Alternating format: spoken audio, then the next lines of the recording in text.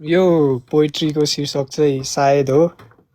अनि यो चाहिँ जसरी सायदमा सुरुवात हुन्छ अन्त्य पनि सायदमा नै हुन्छ। यो चाहिँ यसरी सुरु ब्याकग्राउन्ड म्युजिकमा गर्छु ल। गर गर म म म म म म म म्युट जान्छु ल म म्युट जान्छु तिमी ब्याकग्राउन्ड म्युजिक पहिला मिलाउ त ब्याकग्राउन्ड म्युजिक म फेरि हाई भएन भन्छु कि अब भन्नु न दाइ मलाई एकचोटि खै बजाउ त रुक्नु त। कतिको ठिक छ दाइ? अलि कम गर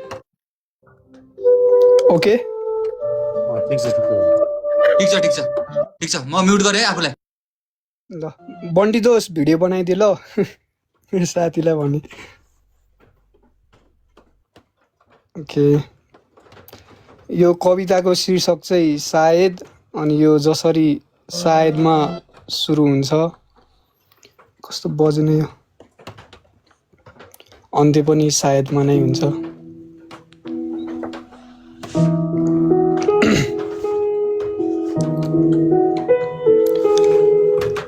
सायद सायद तिम्रो र मेरो भेट नभएको भए न म यसरी अहिले रुन्थेँ होला न अहिले एक्लै भएको महसुस हुन्थ्यो होला।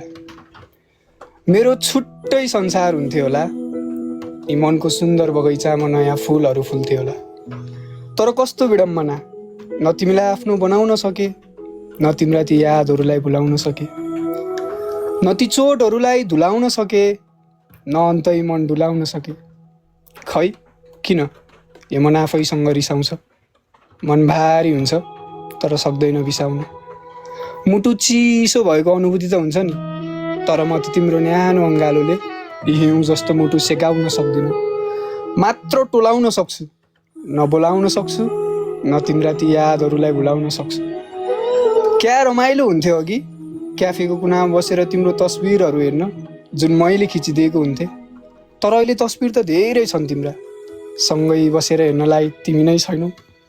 गुनासो त केहीको छैन मलाई, गुनासो त केहीको छैन मलाई, बस एउटा पछुतो चाहिँ छ तिमीलाई मेरो आमाको प्यारी बुहारी बनाउन सकिनँ। तिमीले बस कल्पना मात्र गरिदिएको बहिनी हाम्रो भविष्यको बारेमा। सायद कथाले अन्तै मोड लिन्थ्यो कि मैले स्वयं मेरो नयनबाट निहालेको छु तिमी अरूको भएको, तर तिमीले देखेनौ यी सब हुँदा पनि मेरो मन जलेको। सायद कालो गाजलले गर्दा हो कि तिम्रो आँसुहरू रोकिएको। हुनसक्छ ती मनको वेदना पहिले नै पोखिएको। कसम त खाएको नै थियो नि सात जुनीसम्म बस्ने। खै कसम ल भगवानको आँखा लाग्यो कि न मैले पुरा गर्न सकेँ न तिमीले पुरा गर्न सक्यौ। सायद कसम आफ्नै बाटो लाग्यो कि यी शब्द सुन्दा तिम्रो मन भारी हुनसक्छ। केही नमान, यी कलमले लेखिएको शब्द होइनन् जुन गाढा छन्। यी वेदनाले लेखिएको शब्द हुन् जो कोहीको सोचभन्दा एकदम टाढा छन्। तिमीले त झन् नबुझेकै राम्रो, तिमी दुखी हुन्छौ कि कति शब्द पढी तिमी फेरि रुन्छौ कि नझार न ती आँसु। अब त पुछिदिनलाई म तिम्रो साथ पनि हुने छैन। म सजिलै मर्न सक्छु तर यादहरूलाई भुल्ने छैन। धरतीमा त त्यस्तै भयो, सायद स्वर्गमा भेटिन्छ कि फरक यति हुनेछ म कसैको याद बोकेर आएको हुनेछु भने तिमी कसैको साथ। यमराज पनि दुखी होलान् कि हाम्रो कहानी सुनि। म भनिदिनेछु चित्रगुप्तलाई तिमी आउने बेलामा मलाई पुनः मारिदिनु भनेर। बस फरक यति हुनेछ, धरतीमा त तिम्रो तस्बिर र यादका सहाराले मरेको थियो भने स्वर्गमा ईर्ष्या र जलनले मर्नेछु। तिमी खुसी भएको हेर्दा हेर्दा आफ्ना आँसु झरेको पत्तै भएन। तिमीले सुन्दर महल रोज्यौ, मेरो झुपडीतिर तिम्रो नजर नै गएन।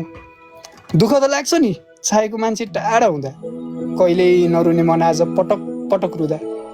एउटा गुण लगाइदिनु हुन्छ भने तिम्रा यादहरूलाई मेटाइदेऊ न, ती सँगै बिताएका साथहरूलाई डाँडा कटाइदेऊ न। म फक्रेको फुल भएको छु तिमी बिना, झर्न बाँकी छ। म जिउँदो लास भएको छु, बस जल्न बाँकी छ। म जलेको बेला तिमी आउनु पर्दैन, बस याद गर्नु मलाई। म हाँसी हाँसी बिदाइ लिनेछु, दुःख जति तिम्रो दिएर अन्तिममा सुख तिमीलाई दिनेछु। एक थोपा आँसु झार्नु पर्दैन, बस सम्झेर एउटा बत्ती बालिदिनु।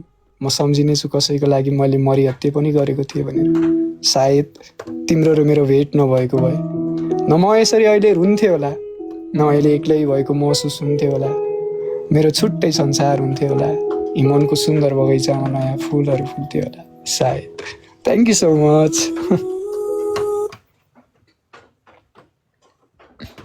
दामी भाइ दामी